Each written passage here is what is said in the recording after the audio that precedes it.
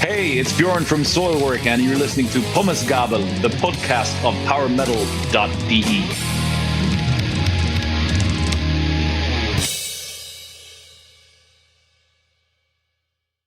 So hey there, it's Marcel from the podcast Pommesgabel, and the following episode is in English because of our today's guest.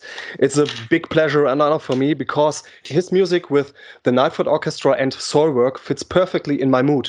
And with SOILWORK, he has a new record coming up in a few days. So I'm very proud to introduce Björn from SOILWORK. Hello, sir. How you doing? I'm good very to be good. Part of the podcast. Thank you very much. Yeah. How do you feel right now? Pretty good. It's getting really warm here. I'm sure it's pretty hot in Germany as well at this hour, and it's only going to get worse. So, but I'm all right. I'm doing all right. So we will talk about Övergivenheten. Did I pronounce it correctly? That's pretty good. Oh, thank you. Well done. Yeah. Before we will talk about your new record, you have with Rasmus, a new man at your side. To what was your new bass player able to get involved in the work of the new record?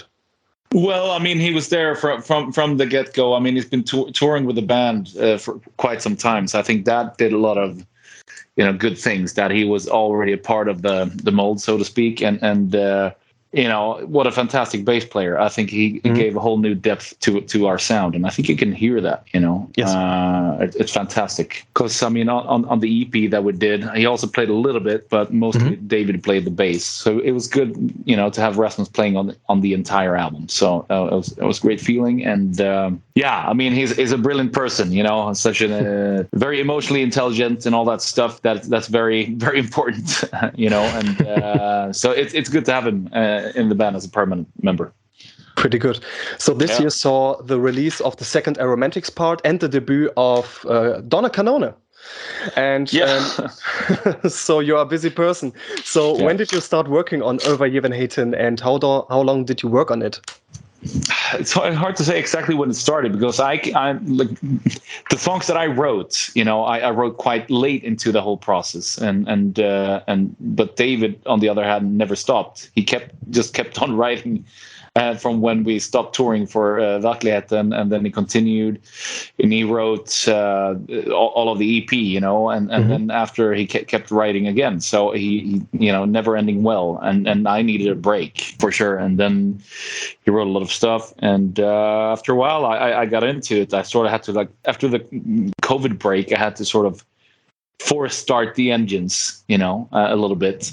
To see what was there, because I was so used to not being that guy on stage, or being a touring musician, that I had to sort of turn it on a little bit by force. But once I did that, a lot of beautiful things came out. I felt the inspiration, and I came up with some of the best stuff that I've ever written, I feel, with melodies and everything. So I mean, overall, I would say that it took maybe 1.5 years, maybe including the recording sessions as well, that we sort of spread out, for this one. You pronounced your EP, and for me, the Whisp of the Atlantic EP is one of the most captivating and best EPs I've ever heard, honestly. I still can't get enough of Feverish. So much hardness, heaviness, and melancholy and heart in one song. It's just incredible for me. What are your musical differences between the EP and the new album Övergivenheten?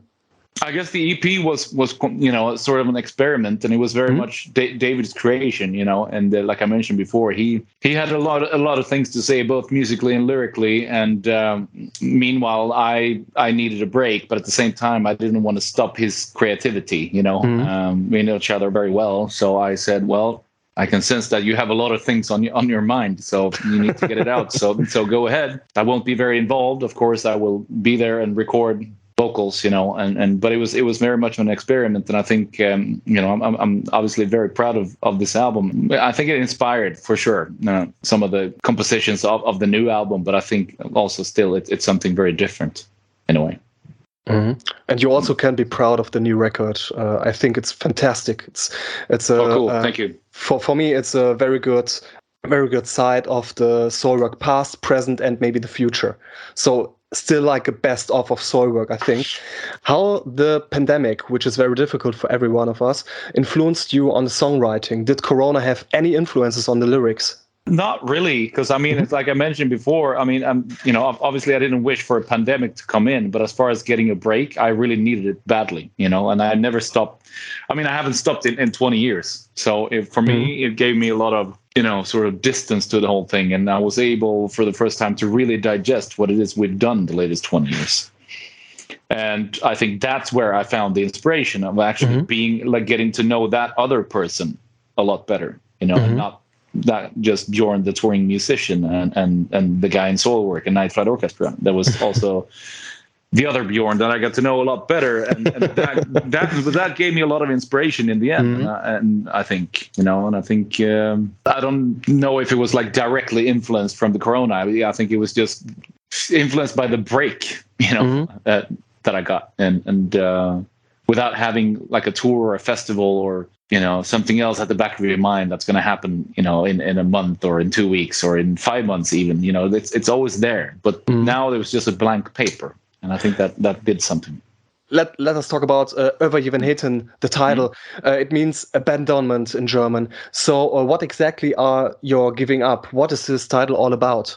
Well, I don't know if we're giving up on something. I mean, through the years, I would lie if I didn't, if I said that I haven't been, sort of ready to quit a couple of times through this journey that we've done with SOILWORK. But there's always been something that pulls me back, It's always rewarding in the end, to be in a band like SOILWORK, because it keeps on giving, and even though it's really hard sometimes. And for me, the title is more a continuation of Verkligheten. We had Verkligheten, our first album, named with a Swedish word, and we wanted to continue on that path. Finding another word that most of us can relate to, a really powerful word. And abandonment, I think, most of us can relate to the fear of being abandoned. Exactly, but also maybe the fear of abandoning someone or something can be just as scary. So you can see it from so many different angles. And I think that was sort of the main goal, to find a really powerful word that also rhymes with a sort of melancholic melodies running through the album. And I think it fits just perfectly, and so that might be something that we will continue with. Oh, great. So one title was about reality and one was about abandonment. So there is a closer connection between both records. You not choose the title, the Swedish title, to symbolize your love to your home country. So there is a connection between the both records. Yeah, I guess. And I mean, there's always this constant thing, especially with David. He always sort of want to escape reality, and meanwhile, I'm fine with reality. I'm sort of, I want to be as close to reality as possible, and I'm fine with that. It used to be different. These days, I'm in a better situation and a more stable situation. So I think it builds on that contrast as well between me and David. Reality and then abandonment, where he sort of wants to abandon. I keep him grounded a little bit, but at the same time, he's also taught me how to escape reality sometimes, which can be quite healthy. So it's an exchange. You are a very good team with David. Yeah. Also, the record has a wonderful artwork, I think. Who drew it, and what is the context of it with songs on Overgivenheten? Well, it was a friend of David's who's really good at drawing, and David introduced the idea sort of as a reaction to Verkligheten. We wanted to do something completely different. I guess we're stubborn like that. We never want to repeat ourselves. So I was like, yeah, sure, go ahead. And we gave him some keywords. I had this vision of these trees that you can see in an alley on the cover, which are very typical from the southern part of Sweden where I'm from. And I thought that those trees looks very sort of desolate and could really fit the title. And so those were my only key words. And then David had some ideas, and then they came back, and it was just, a black and gray basic drawing, and it was really cool. And then we played around with the colors a little bit, and it fell into the right place. It's very different from Verkligheten, but I think that's what we wanted as well. And I think it connects. The bird sort of symbolizes the abandonment, in the middle, very symbolic. And I think in combination with the songs on it, very emotional. Yeah, indeed. There's a lot of emotions running through this album for sure. It's definitely take you on a emotional journey. Especially the title track blows me away. And with the title track and Dreams of Nowhere, you have released singles that they are incredible representative of the whole record. On the one hand, hard and fast-paced. On the other hand, full of melancholy and melody. In general, the songs are incredibly catchy and musical majesty. What are the two singles about?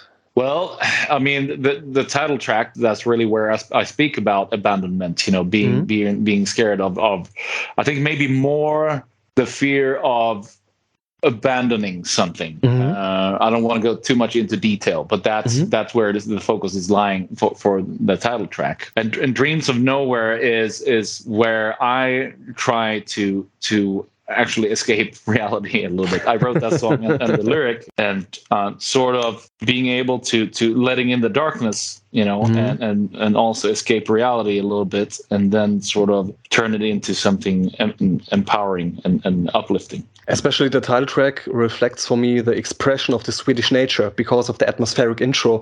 For what you have been waiting for so long? Well, probably where I'm at right now. Oh, okay. It feels like I've been waiting. Yeah. So it's quite a positive song, even though it's named Abandonment. But there's also maybe certain things that I have abandoned already that were good riddance, if you know what I mean. So yes. It was very hard at the time, but now it's really making sense. Yes, especially. So if you translate the second track, it's We Are the War. Is the song influenced by the current situation in the Ukraine? No, it's not. David wrote this song, and he wrote it before the war started. And I think he more speaks about his inner war. Oh, okay. There's a lot of things going on there. No, it has no connection to the ongoing war. Also, one track which is very impressive for me is On the Wings of a Goddess Through Flaming Sheets of Rain. Yeah, so, what a title. what a beautiful metaphor, but also a very great ending to an insanely good album. So what does this image of the goddess and the flaming rain stand for? Very good question. I mean, David wrote the song, and but I mean, what a title! I mean, it gives you so many pictures in your head. Like flaming sheets of rain. That's just I don't know. It's I would like to have that on a shirt. Yes. If somebody can sort of realize that with a T-shirt design, I think that I picture it. It would look amazing. But I guess it would be better to pick David's brain about that one. It's quite dark, and like you said, it's a fantastic ending, and it's so it's furious and dark, but so melody driven at the same time. And to be honest, for me, you are one of the most authentic and honest musicians, because we can feel how much soul and love you put into the songs of SOILWORK and Nightford Orchestra. Is music your outlet for your emotions and feelings, your expression of your soul?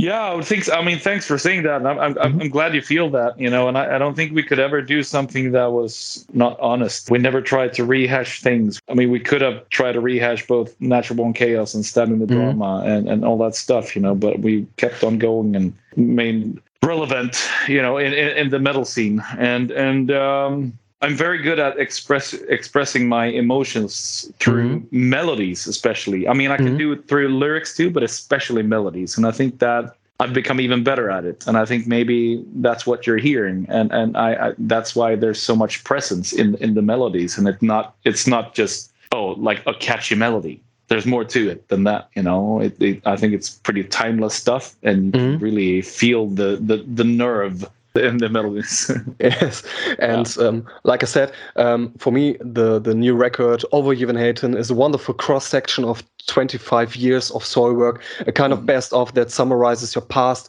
the present, probably the future. And this is my idea, but the more you've been involved in the Nightford Orchestra, and the more you've been founding your own great sound of Nightford Orchestra, the SOILWORK songs are even catchier, more anthemic, and more varied. So honestly, how much Nightford Orchestra is in SOILWORK? Me and David are in both bands, as you know, and for us, it's two very different outlets. emotionally. At least for me, it is. I mean, I would think the same about David. For me, it's very important that the bands are sort of separate units, musically, and but then again, I mean, melody wise, you carry with you the sense for melody wherever you go. And I think I just become a better singer through, starting the Night Flight Orchestra. I become a better singer, and I brought that with me to SOILWORK as well. So maybe I'm just better at expressing myself vocally. And plus, it's the Night Flight Orchestra is very much of an experiment as well, because it's almost like a band where anything goes musically, and you discover a lot of things, doing that if you have a band like that. So I think it's been a very positive thing, but still, it's important for me to separate the bands. When I look at Night Flight Orchestra at the movies and Donna Canone, see all the collaborations with Haunted by Silhouettes or Powerwolf, and now this pretty wonderful new and emotional SOILWORK album is coming. It seems that either your day has 48 hours or you are generally very effective with your time. So Björn, what is your secret? Well, I mean, especially, I've done it, in the past as well, but especially during COVID, I like to, have some kind of a routine, when I'm home. It might sound boring, but I don't feel good just lying around, or on the couch and eat pizza and drink beer all day long like I did when I was 25 years old. I could do that back then, but it doesn't work anymore. Yeah. So, as long as you're not touring, it doesn't really get stressful for me, Of course, you need a break from music as well, but, I try to also live sort of like a normal life as possible and try to get up fairly early in the morning and have some routines. And that's what I've been doing during COVID. And I've been doing a lot of projects. We've been collaborating with so many different artists from all over the world. And I think that's been a good thing for me, staying busy and obviously also staying alive financially, And of course, there's that too, because it's obviously hasn't been easy. And, And obviously you stay alive at the stage. So the first festival dates were and are coming up. Are there any chances to visit an extensive SOILWORK tour in the next month? I know the chances are not good, but my heart would beat faster to hear Feverish and the Ageless Whisper live. Yeah, I mean, there's definitely stuff lined up. I think the traffic right now is just insane, in the fall. And I think we're more looking into doing a really long European tour starting in the beginning of next year, and that hopefully things are back to somewhat normal, because now it's just insane. Everyone's out there all the time, and every venue's booked, So I cross my fingers. Yeah, absolutely. There's going to be good stuff coming up. All right. So is there anything you want to add or to say something to our listeners or about Overgivenheten? Well, we spoke about it before. It's going to take you on quite a journey, and really hope that you're going to love the album as much as we do. It's very sincere and packed with good melodies, and it's going to be a lovely soundtrack for all of you. So pick it up when it comes out on August 19th. And thank you for sticking with SOILWORK through all those years. I have to say thank you for wonderful music with Night Flight Orchestra, with Donna Canone. The North is one of my most favorite songs at the last months. Wow, cool. It's like I said, it's full of emotions. And thank you for SOILWORK, for so great music. And what is your most favorite song at this moment? So it's actually Keep Talking by Pink Floyd. It's from a newer album, The Division Bell. Perfect. I think it came out in the mid-90s, but I don't know. I've completely, missed that album, and I heard this song on the radio. So that song is being played just about every day now. All right. So I have two favorite songs at the moment. On the one hand, Amorphous with The Moon, and on the other hand, Ex Mortus with Metal is King. Björn, it was a very big pleasure for me to speak with you, to get many background informations about the upcoming Melodic Death Metal masterpiece. So everyone outside, Björn and I wish you all the best. Take care of you and have a nice day. Absolutely.